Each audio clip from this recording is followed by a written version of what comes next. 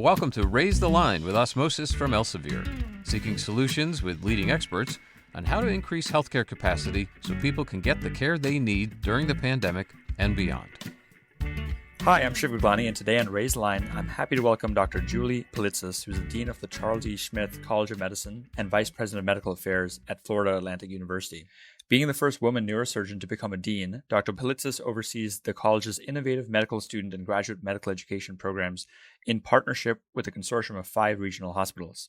She's also a board-certified practicing neurosurgeon and a national expert in multidisciplinary pain and movement disorders, including Parkinson's disease.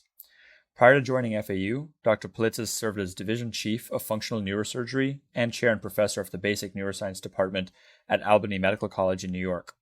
She is the 2023 President of the North American Neuromodulation Society, the first woman ever to lead the organization, and President-elect of the American Society for Stereotactic and Functional Neurosurgery. In addition to all of that, she's published over 200 journal articles, 4 books, and numerous chapters. So Dr. Pilitsis, thanks for taking the time to be with us today. Oh, thanks so much. The pleasure is mine. So I would like to start first with learning more about you and what got you interested in medicine and then ultimately neurosurgery. Thanks so much. It seems so long ago, but I actually decided I wanted to be a doctor in high school and ended up joining a BSMD program where you could get your bachelor's and your MD in 6 years instead of 8. Still have some of those around right now. Some of them are more 7 or, 8, and then but I think it takes some of the pressure off in terms of guaranteed admission. And then when I got to medical school, just fell in love with the brain. It was my favorite class in my first year, and actually went into a lab. I thought I had wanted to be a neurologist, but the lab was in the neurosurgery department, and I met the residents and they took me under their wing, and as soon as I got into an OR, the rest was history. Yeah, it's fascinating, and I feel very drawn to your background, and because neurosurgery is why I got interested in medicine too. So my background, as you may know, I did 2 years of med school at Hopkins, took time off to start Osmosis. Elsevier bought us a year and a half ago. Now I'm actually back in Baltimore, finishing my next 2 years of med school. And I'm 34, so neurosurgery feels like a long way to go. But do you know Daniele Rigamonti?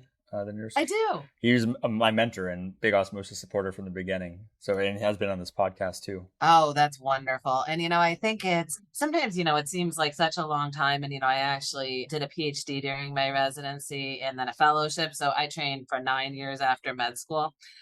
And when I was going for that 9th year, I thought, oh my goodness, what am I doing? But, that was actually like the crucial moment, because that allowed me to specialize in functional neurosurgery, which defines everything I do today. So, my advice for you is, if this is something that draws you, regardless of, whether it makes sense or not, if it's something you're going to enjoy every day, go for it. That's great advice, and we'll definitely get into advice at the end of this. But career zigzag is certainly a theme that comes across with the Raise Line podcast and the guests we've had. Can you talk to us a bit about functional neurosurgery? I think it's a very exciting area that many people may not know that term, but people are more and more excited about it because of things like Neuralink and brain-computer interfaces finally showing so much progress. It feels like every week or month there's a new breakthrough. Yeah, I'm totally biased. So I think functional neurosurgery is the coolest kind of neurosurgery. And, I became interested when I was a junior resident. I think, sometimes in neurosurgery, you see patients that have brain tumors or aneurysm ruptures and, just devastating complications. And deep brain stimulation had just come about at the time I was training. And I saw, gosh, what a difference this can make in people's quality of life. So really, I became interested in functional neurosurgery because of deep brain stimulation and treating Parkinson's. I had mentioned that, I'd gotten my PhD during my residency. So, that was in neurophysiology. So not only was I able with this career choice to really help people, but I was able to use that scientific creative part of my brain to really think about these topics. And, right now, a lot of the things we do in functional are electrical devices and electrical stimulation. And, I think this technology is getting cooler and cooler with some of the brain computer interface things. But, I think electricity is just one thing that we can deliver, right?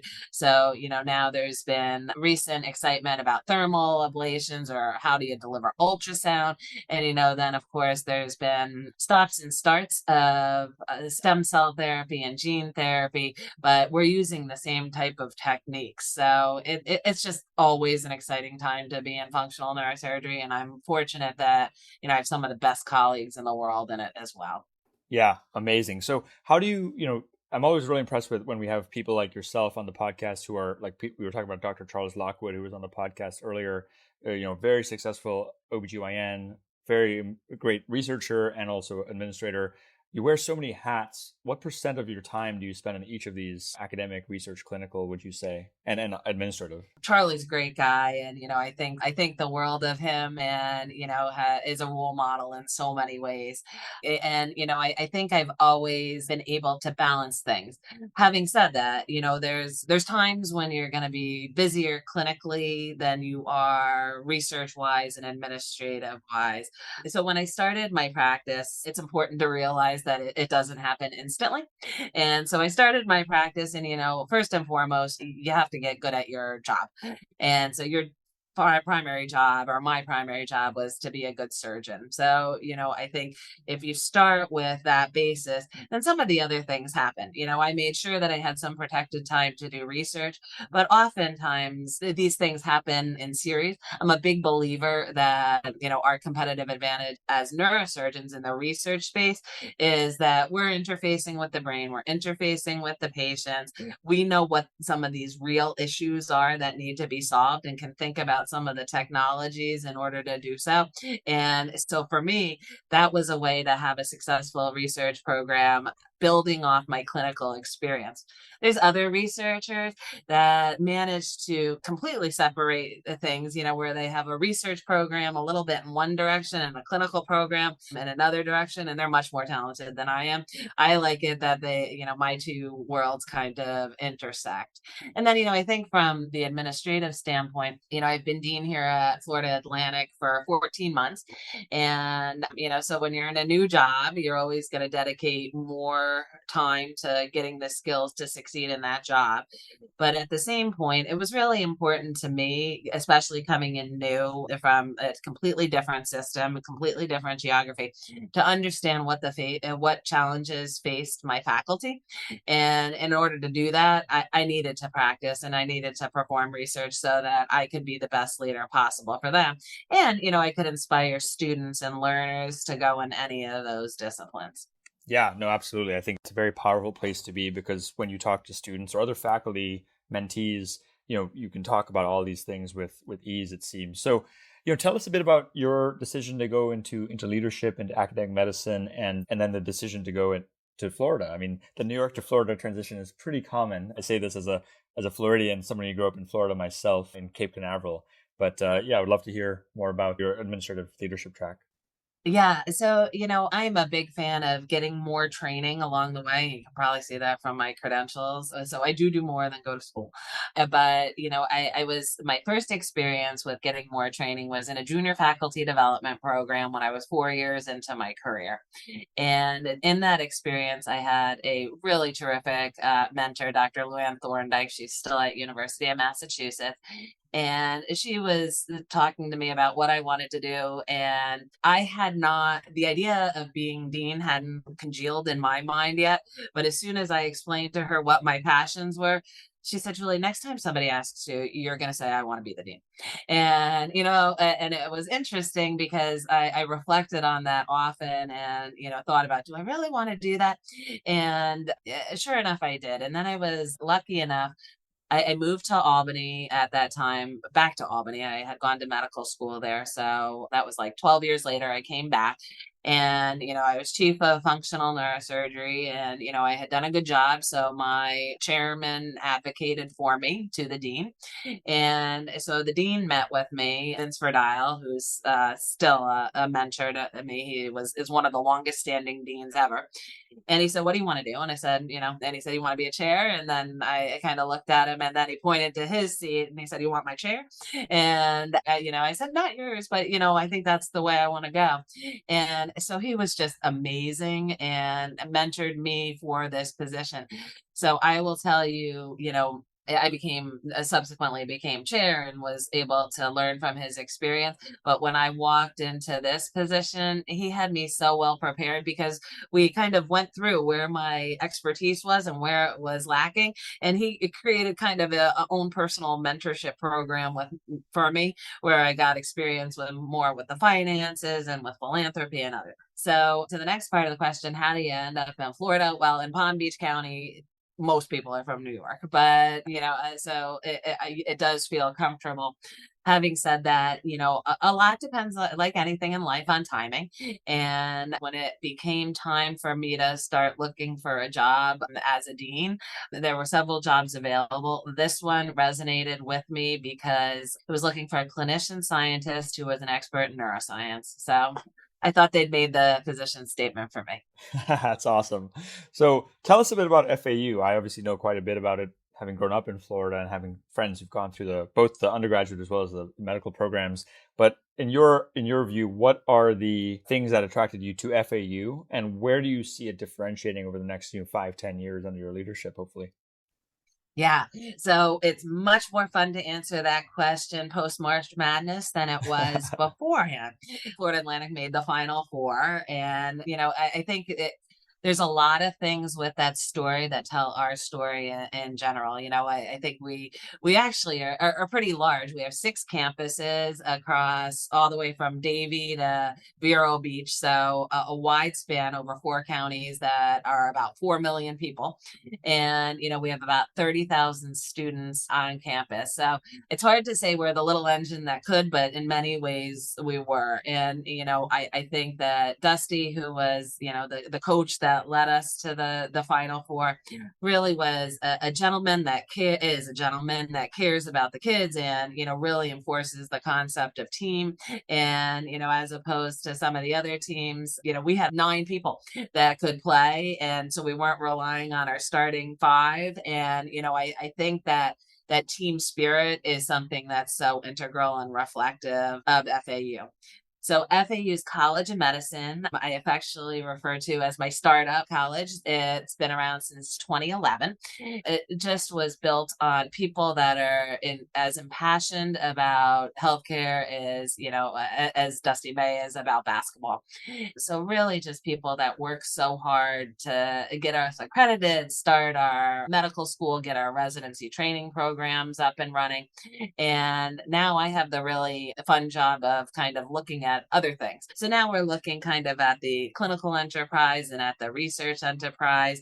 And I'm having a really fun time doing that. We have outstanding leadership that has said their 2 main priorities were athletics and health. And we've seen how athletics went. So I am sure health is soon to follow. That's awesome. I love the mentality. Obviously, I'm biased, having started the company out of med school myself.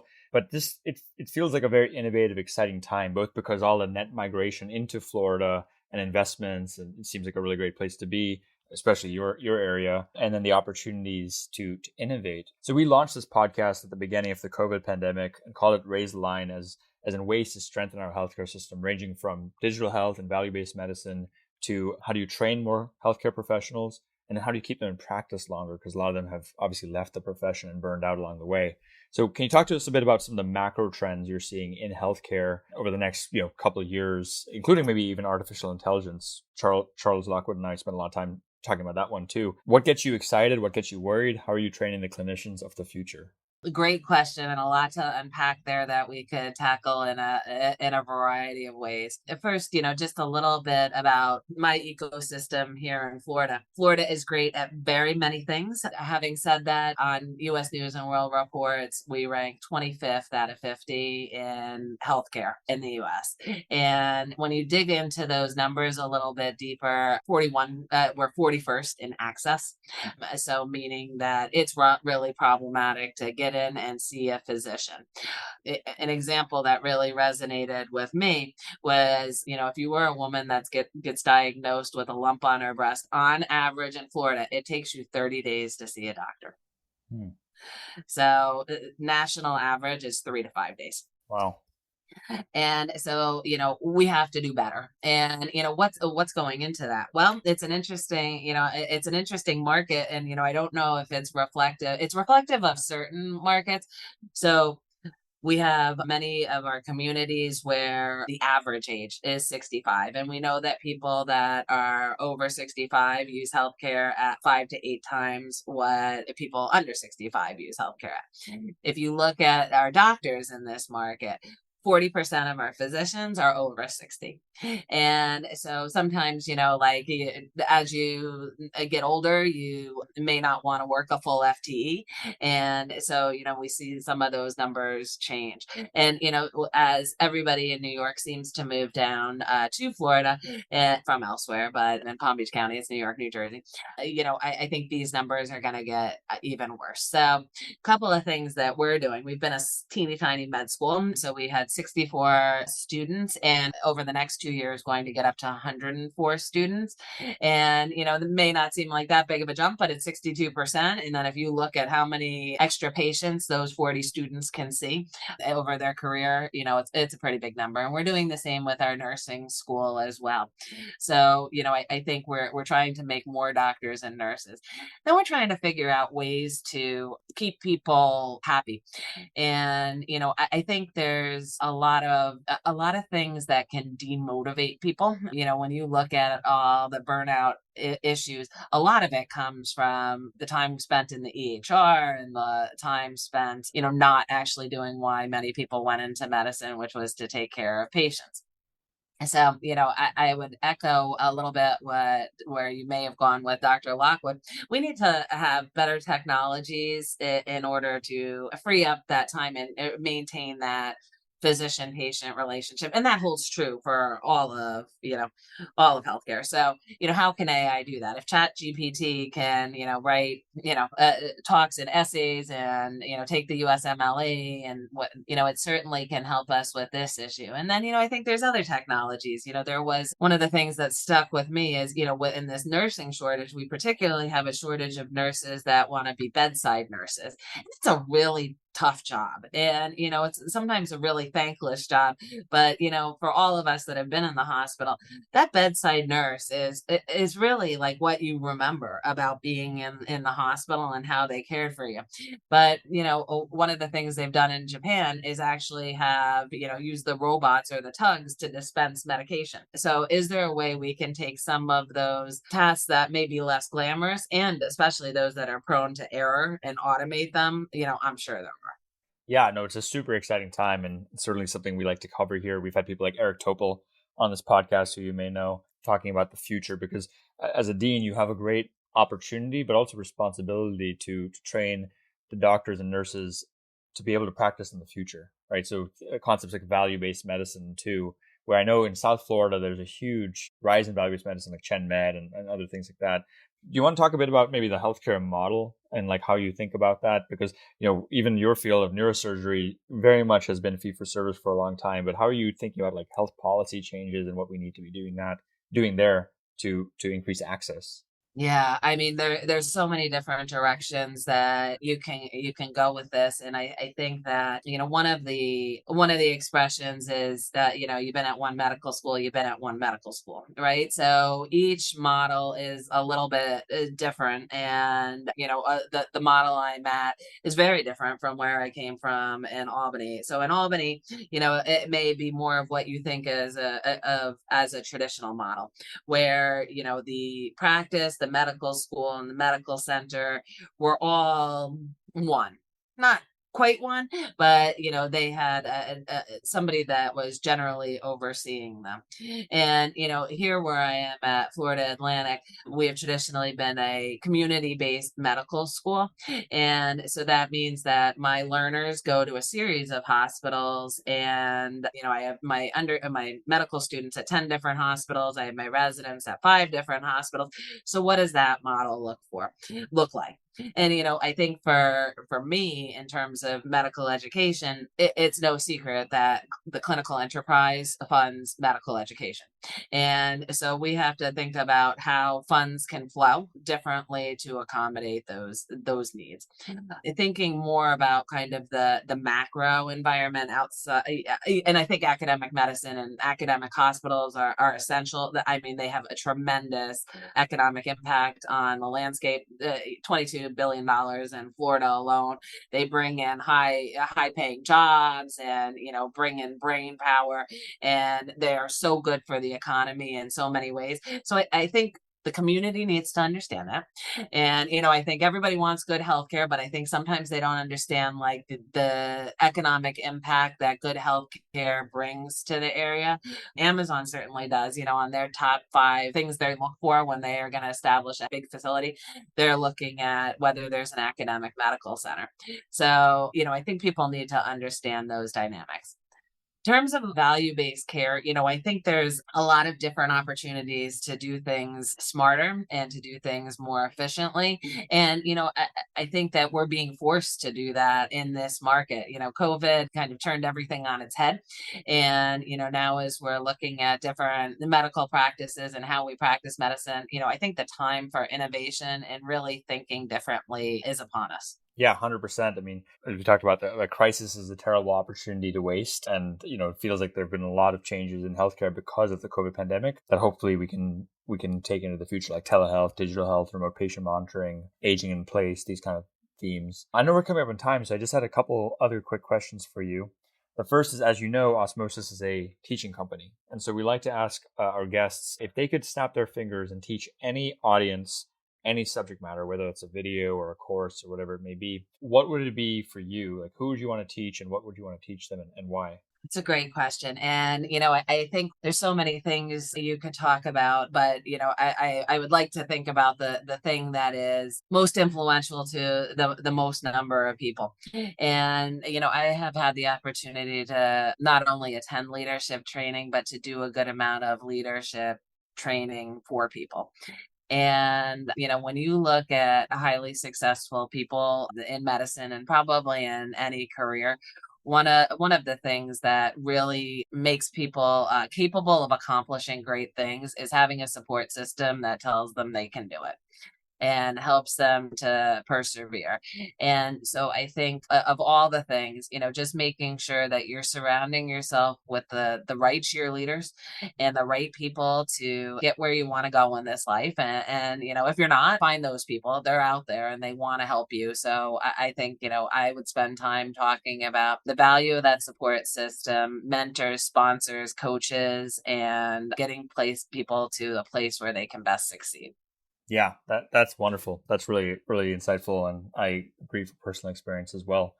People like Daniele Rigamonti, who I mentioned at the beginning, the neurosurgeon at Hopkins. What is your general advice to our audience about approaching their careers in healthcare and meeting the challenges of this moment and beyond? I think we were talking a little bit, at the start of this about, different careers and what you want to do. And I would say, follow your passion.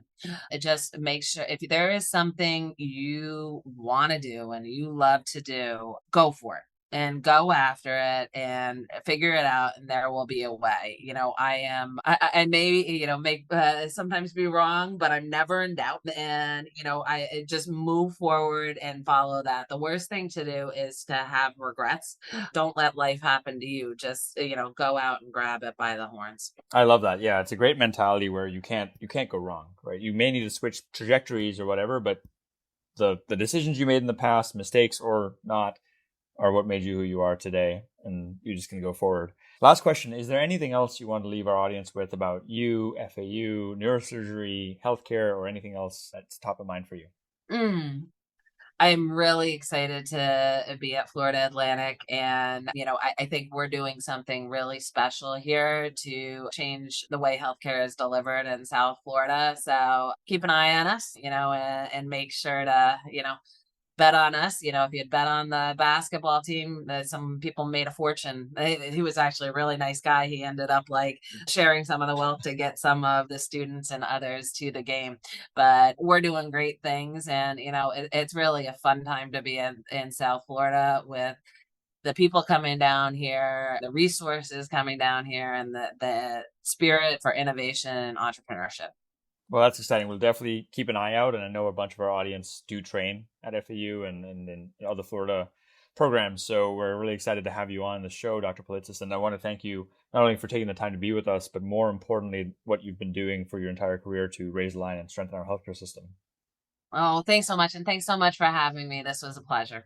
Of course. And with that, thank you to our audience for checking out today's show. And remember to do your part to raise the line. We're all in this together. Take care.